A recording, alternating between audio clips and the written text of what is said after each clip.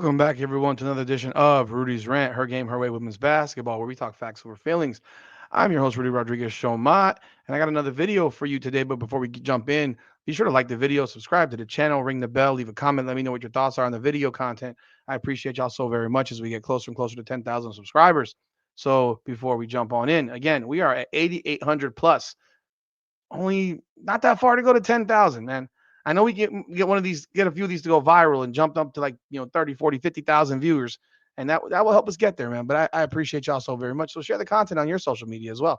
Let's talk about this. This is the WNBA preview for the Las Vegas Aces. I know I've been talking about these things and doing them sporadically. I did them quick early and then I've kind of slowed down and then now I got to get on these things because we are on May 8th and I got to get the rest of these teams in.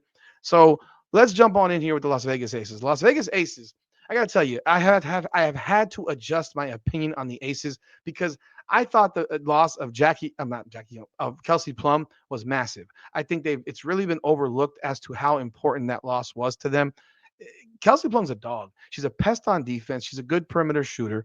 She's a leader. She's a scorer. She's a champion. She knows how to win. She's tough, feisty, all those things, all those great qualities you want in a player. Do I think she's the greatest player on earth? No, but she's a good player.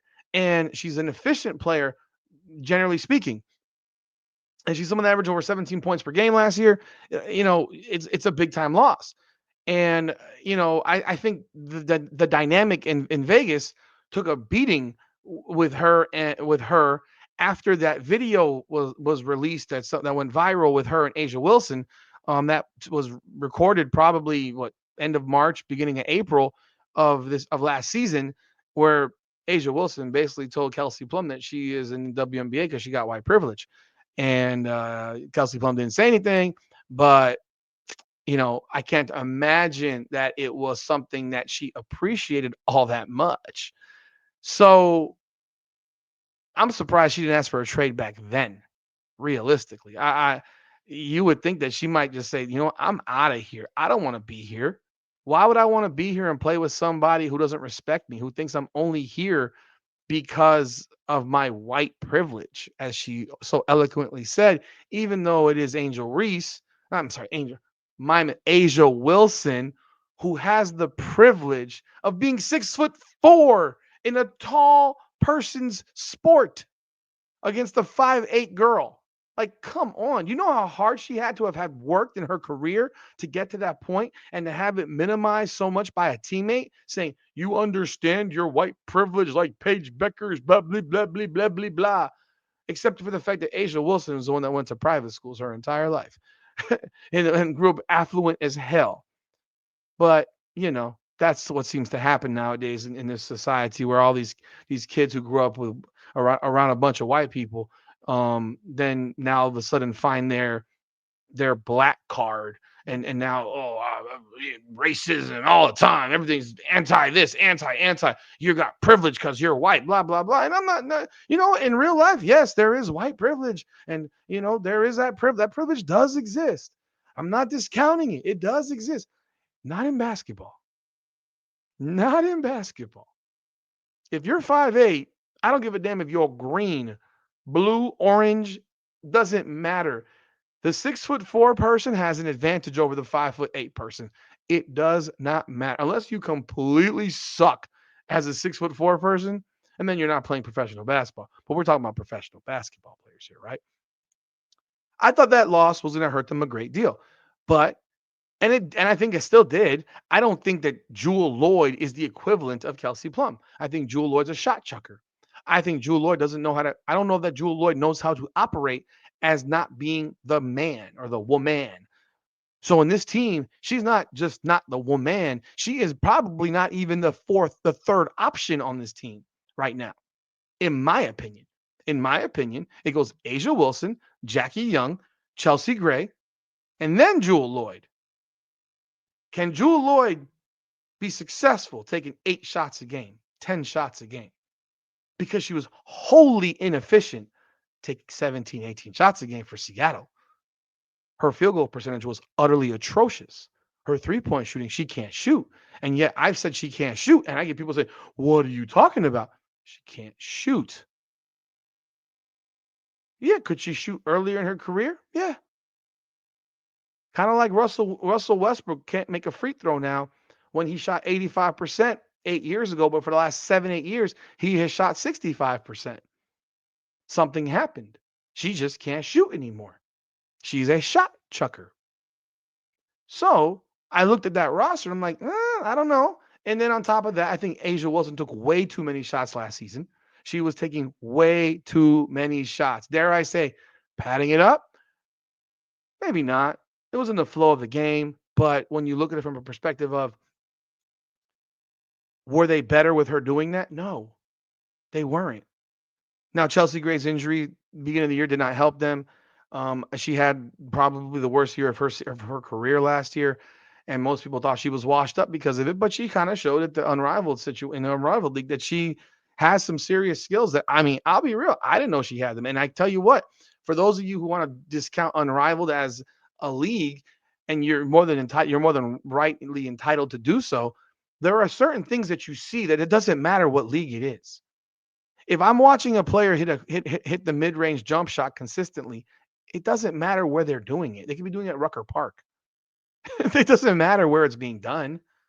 If I'm looking at a pro playing a pro and that one pro is hitting that 17-foot midi over and over again consistently, who cares where they're playing? It's competitive basketball. Now, what I also saw was her ability to hit threes because I didn't think she could shoot. I mean, maybe, she sure as shit shot the ball well at Unrivaled, and she was arguably, not even arguably, clearly the second best player in that league. But of course, then the question is this: is she going to shoot like that for the Aces? And the answer is no. She's not going to take 15 to 17 shots a game, 18 shots a game. She's going to take probably 10. I think she should probably take more. I think she should be more aggressive, especially with the loss of Kelsey Plum. I think she should absolutely be more aggressive. And I think if she is more aggressive and more interested in taking shots rather than dishing the ball all the time, mind you, she's never led the league in assists. But I think it's a great. I think her her her her success at Unrivaled is going to be helpful to them because I think there's a confidence that probably came back to her because of it. You're doubted. When you're doubted, it doesn't matter how strong you might think you are mentally, until you do it and people can see it. You have a self doubt that might creep in, and it probably crept in on her. But she balled out in Unrivaled. I mean, all credit to her. She did.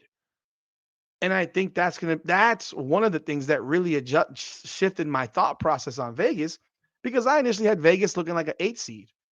I had them in that number 8 area because I didn't know how they would react to Kelsey Plum being on, and I also thought that they weren't that great last year. Let's be real. They're dropping. They're at the back end of their dynastic part.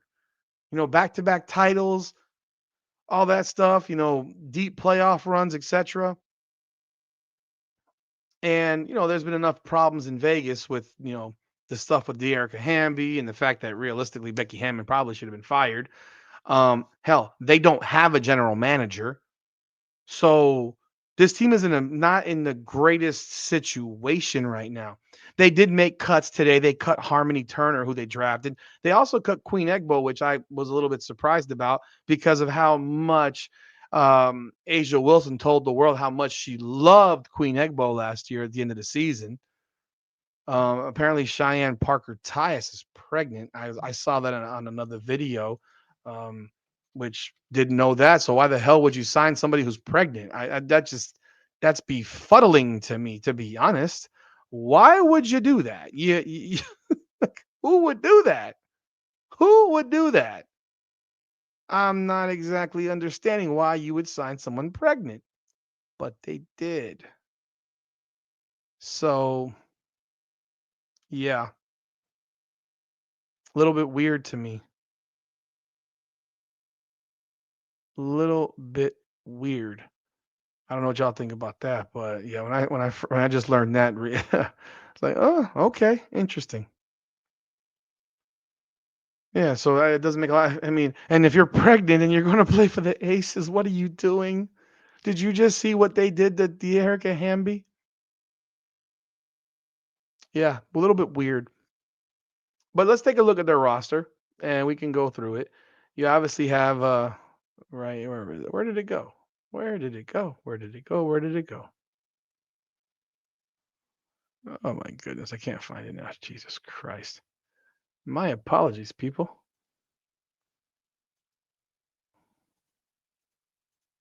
Okay, here we go. Jackie Young, obviously she's on the team. Kirsten Bell, like apparently she's one that's on a guaranteed contract that most people think she get cut, but because she's on a guaranteed contract, they pretty much can't cut her. And I don't know that anyone would want to trade dog shit for her. Deja Kelly's going to be a question. We'll get back to her in a minute. Tiffany Mitchell, Crystal Bradford, Dana Evans, Chelsea Gray, Aaliyah Nye. Now Aaliyah Nye is their draft pick out of Alabama who shoots lights out. In her first preseason game, she had a great shooting performance. Aaliyah Nye's addition to this roster is huge because they need shooters, like legitimate shooters. They got one in Jackie Young, but that's really it. Gray is, we'll see, but Jewel Lloyd can't shoot. The rest of this team largely can't shoot. There's not a bunch of shooters out there. So adding Aaliyah Nye in the draft was a steal for them, in my opinion. Um, my guy Dejon Anthony, who was on the podcast a bunch, he raves about Aaliyah Nye. He's an SEC expert. I give him all the praise on that one because he knows the SEC better than anybody that I've talked to. Definitely better than I do. I mean, for sure. I mean, he's gone through the SEC like I've never seen before. So he really knows this big time. Aaliyah Nye is a big time pickup, and if she performs the way I think she can perform, based on what history has shown at Alabama, you're looking at a player who can do work from the bench and gives them an option for shooting that potentially could take that role that Tiffany Hayes had last year. You got Megan Gustafson, Asia Wilson, Jewel Lloyd, Cheyenne Parker Tice, Elizabeth Kitley, and Kia Stokes. Let's go back here. Deja Kelly. This is a video. I did a video on her, and you know, uh, I like Deja Kelly. Like I don't dislike Deja Kelly. I like Deja Kelly. I like North Carolina. I'm a North Carolina fan. I mean, I've always been a Carolina fan. I'm a Hurricane fan, but Carolina has always been a team that I cheer for. I'm a humongous Carolina men's basketball fan. And I've always cheered. I remember watching the 1993 women's national. Oh, no, 94. 94 when they beat Louisiana Tech on Charlotte Smith's 3-point shot. I watched that game. I remember where I was watching that game. I was actually in Vermont visiting my uncle. I was if it was 90, I'm pretty sure it was 94. Was it 93? Whatever year it was 93 or 94. I was in Vermont, and so it was April, end of March 94, 16. I was 16, so it was 94. I'm visiting my uncle. Dude, I'm gonna check now. I mean, let me check now. So I don't sound stupid. North Carolina against Louisiana Tech. I remember that part. Louisiana Tech. She hit the three from the freaking right wing. Um,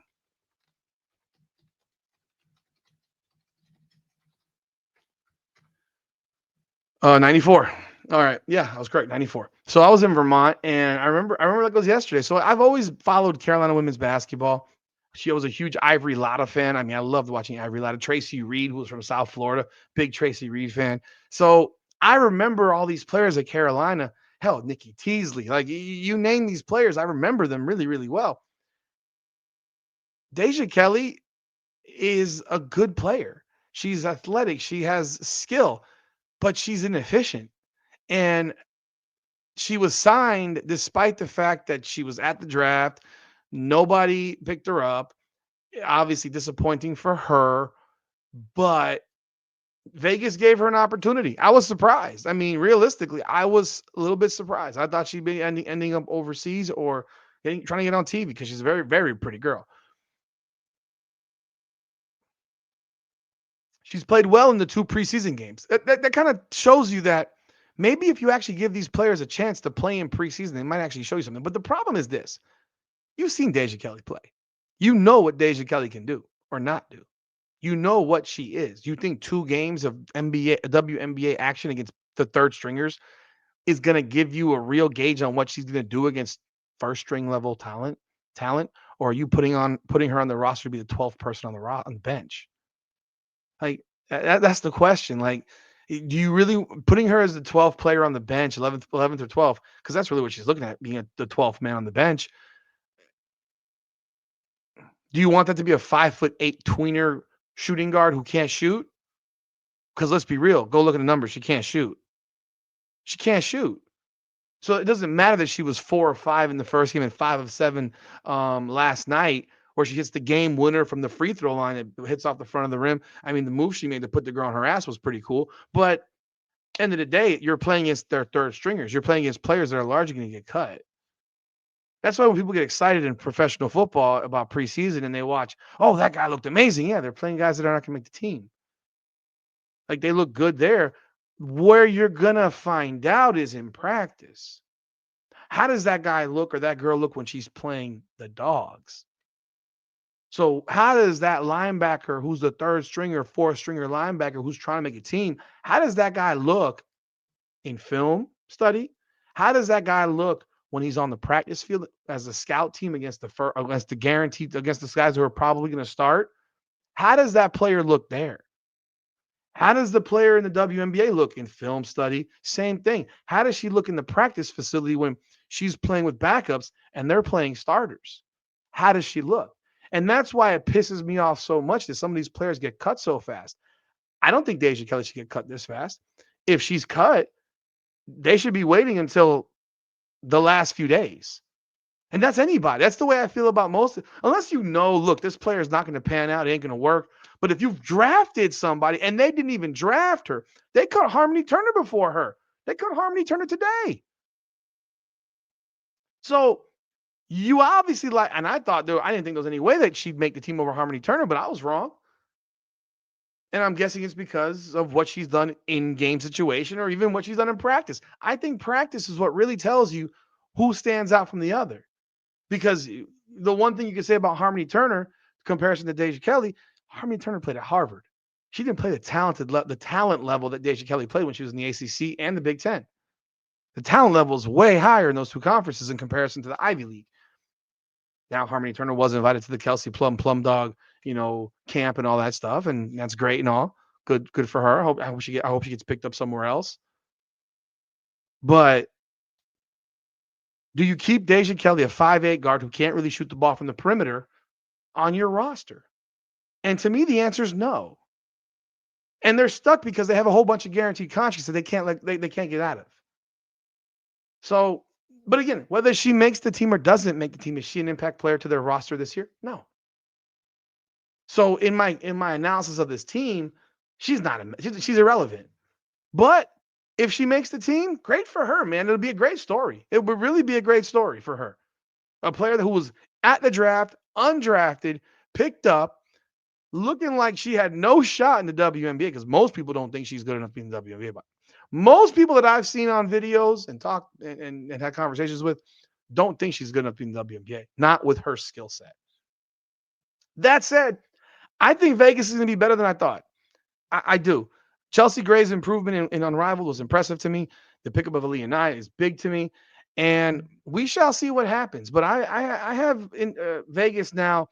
And now with the fact that Jordan Canada got injured, and it looks like it's a bad one, I had Indiana at 1. I mean, I'll tell it to you. It doesn't matter. Indiana 1, Minnesota 2, the Liberty 3, the Sparks 4. I had Vegas initially at 8, I think, or 6. I had them further down. And I had Atlanta at 5. Atlanta, I already did their preview. They're going to drop. If Jordan Canada is out for the year, they're going to drop. I'm going to have to redo a power ranking because right before the season starts, because there's no way that Atlanta is going to be the 5th best team in the WNBA. Not a chance. And some people would have told me they don't have a chance regardless, but I think that's a good team. And I had Vegas. I am on that bridge of Vegas, LA right now. Like, is Vegas going to be better? LA. Again, I have a lot of belief in LA. I think they've made the pickup of Kelsey Plum, Cam Brink coming back, Hamby, Rakia Jackson getting a lot better. I think that they're going to be a lot better, and I think Plum is huge for their roster, for their confidence, and all that stuff. I mean, I got Vegas in that 4, 5, probably 28-16 type situation, just like LA. So whether you have them 4 or 5, That's where I got Vegas. I've moved them up. I think they're going to be better than I expected. I know I had a debate last night about this, but I do think they're going to be better than I expected, um, that I initially expected. But those are my thoughts on Vegas. You know, feel free to leave a comment. Again, somewhere around 28 wins, 28 and 16 around there. Let me know what your thoughts are. I appreciate y'all. Like the video, subscribe to the channel, leave a comment. This is Rudy's Rant, her game, her way, women's basketball. Come on now.